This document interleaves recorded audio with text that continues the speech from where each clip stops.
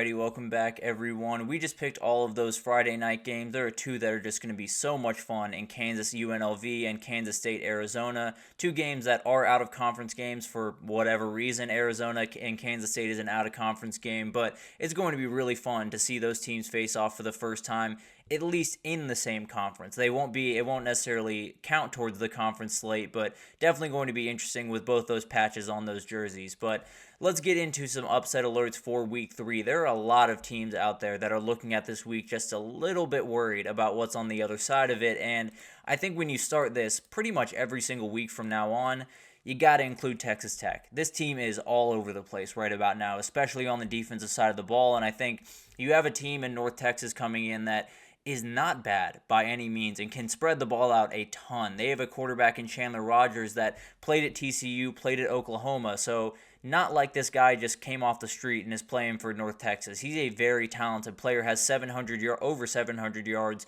through 2 games, and Texas Tech gave up 506 yards to the Abilene Christian starter Maverick McIver in the first game of the season. And no disrespect to Maverick, I would lean toward Chandler Rogers if I was having a starting quarterback position open. So a very talented team, and one of those teams that Texas Tech can't stop molasses and winter right now. So I'm not necessarily sitting here acting like they can't stop Chandler Rogers in that mean green offense. So it's one of those things that Texas Tech played better defense passing on Saturday against Washington State, but Washington State didn't need to pass. And also, that's not what they like to do. They like to run the ball, especially with John Mateer, and that tore them to pieces. So it's one of those things that I'm having a hard time looking at this Texas Tech team on a weekly basis and saying they are anything else other than a very dangerous team to play every single week. They are one of those teams that it could go really right for them. They could absolutely hit on every single note, and Baron Morton could get rolling, and maybe they win a couple of games they're not supposed to. But again, when you play a team like North Texas, you're going to be watching Texas Tech just a little bit closer. They are favored by 9.5 in this game, but the over-under 69.5. So it gives you an idea of what Texas Tech is right about now, and if a shootout were to happen in this game and they allowed North Texas to stay in it, they're going to be able to finish a little better than Abilene Christian did. You got pretty lucky in that Abilene Christian game where they dropped a touchdown that would have won that game. I can almost promise you North Texas is not going to do that. So this is one of those games that I understand the two names make you think, okay, Texas Tech is going to win. It's in Lubbock, so it's hard for me to really put all that energy into it. But North Texas is a team that can make some noise. They have a quarterback that has played at that level and a quarterback that doesn't necessarily love the team on the other side as well, given the teams that he's played for in the past. So it's going to be interesting to watch this one, but I wouldn't necessarily be surprised if Chandler Rogers in the mean green didn't walk in there and walked out with a win. So Texas Tech's going to have to watch out this upcoming weekend, that is for sure. And then we talked about Chandler Rogers. His old team's going to have to be sure they're on their P's and Q's this upcoming weekend. They played really bad football on Saturday against Houston. That O-line has big-time problems, and it's not problems that can necessarily be fixed by just a couple of players coming back from injury. They have real issues that pretty much everyone's getting home on them. Now, Tulane only has 2 sacks on the season, but the reality is it doesn't seem like it matters who's on the other side for that Oklahoma offensive line. They pretty much allow anyone through to get to Jackson Dart. So I'm worried about it regardless for Oklahoma, and I think although the line is 13.5, although this game is in Norman, we see how dangerous Tulane is. If Tulane can get behind this defense at least a couple of times, how confident are we that this Oklahoma offense is going to be able to score enough to keep up? Because at this point, I don't know if I would trust Oklahoma to get up to 25 in this game. So it's one of those things that it's going to be fascinating to watch this team. I think Oklahoma still has a gear that they have not hit. I think Jackson Arnold absolutely has a gear that he has not hit. But if this is going to be the O-line that he has all year, he has absolutely no shot to hit that ceiling. There's no world where a quarterback is going to be able to stand back there for a very short amount of time and then have to rip a ball downfield to be successful, and they do not want to go underneath. I can promise you that. With a quarterback like that back there, with the wide receivers they have, they want to push the ball downfield, but again, you can't do that without an offensive line. So Oklahoma has real problems, and Tulane is coming in with a good amount of confidence. Although they lost on Saturday,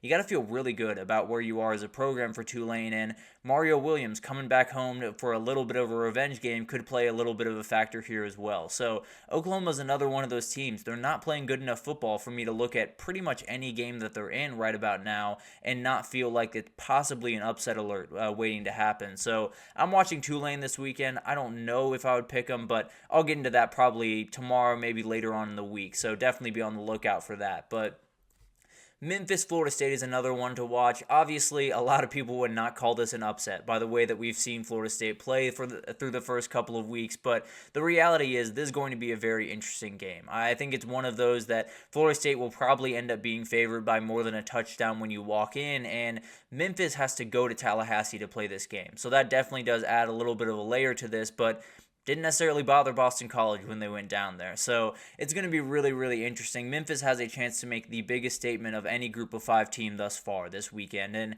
if Tulane wins at the same time over a Norman, then maybe they overdo them. But at the end of the day, I do think there's a chance for Memphis to pretty much cement themselves as the group of 5 favorite. I think a lot of people are talking about them that way, but you go down to Tallahassee, you get a big time win, it's going to be really hard to keep you out if you're 11-1 with that win on your resume. And obviously, this is not an elite Florida State team. If you're Memphis going down to Tallahassee and getting a win, you definitely deserve a little bit of respect. So it's going to be an awesome game to watch. This is one that Florida State just has to win, period, end of story. But they're on the verge of falling off a cliff, and if Memphis comes in and tears them to pieces the way that Boston College did, then there's going to be about a million questions around Tallahassee on Monday.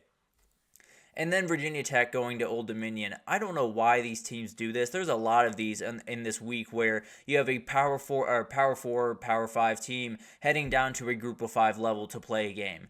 Don't schedule these games. If you're a big-time team, stop scheduling these games where you have to go on the road to one of these teams because you're playing them in their stadium for their Super Bowl. That's what's happening on Saturday for Old Dominion, and they have already shown that they can play with a good team in South Carolina. So I would be a little bit nervous if I was Virginia Tech right about now, and they have not played clean football through 2 weeks by any means, but Old Dominion getting this at home obviously is a huge, huge thing, and I think when you look at this, Old Dominion had a tough start against South Carolina, lost to Eastern Carolina, so they have a chance here to possibly turn around their season. They have a chance to put those 2 weeks behind them and possibly just totally change their mindset in one afternoon, and I think they have the ability to do it. Grant Wilson is one of those guys that's just a gamer. He's not necessarily going to make the spectacular plays with athleticism, but he can make all of the plays that you need him to make. He can make all of the plays down the stretch of this game, and Diego Pavia caused a ton of problems for this Virginia Tech defense, and Grant Wilson can be not quite as dangerous by any means, but can definitely be dangerous with his legs and cause some issues for you as well. So this is one of those games that I think if it was in Blacksburg, I wouldn't be nearly as nervous, but it's at Old Dominion, and Virginia Tech has Rutgers coming to town next weekend that it could get a little bit interesting at Old Dominion this upcoming weekend, but I'll definitely keep my eye on that one, and we'll see what happens. But Virginia Tech needs a statement, and Old Dominion is very sick of losing close games. I can promise you that. Wake Forest Ole Miss is a very interesting one. Another one that is happening at Wake Forest Stadium, and another really weird matchup this upcoming weekend, but Ole Miss is favored by 23.5, so this one is out there. I'm not going to act like it's not, but let's just put it this way. Ole Miss has been rolling through 2 games. They have had no bad signs. They've been absolutely clean, and Wake Forest is coming off a very tough loss to Virginia. So you're sitting here thinking, this is crazy. There's no chance that Wake Forest can get it done. What if Wake Forest throws a rock in Ole Miss's way? This is something that we talk about pretty much every year with a lot of these teams that start really fast and playing really, really good football.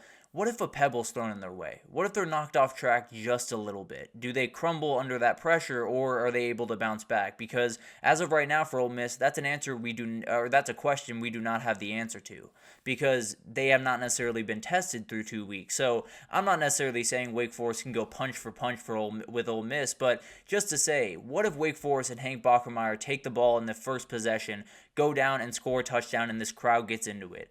Will this Ole Miss team respond the way that we expect them to respond, or will they kind of crumble a little bit because they haven't necessarily had this pressure this upcoming season? So this is one of those games that a lot of stuff has to fall into place. Hank Bachmeier has to play the game of his life. This crowd has to get really involved, and Ole Miss has to make some mistakes as well. But I think it's one of those things that you look at a team that has played such clean football through 2 weeks and has not been tested through two weeks.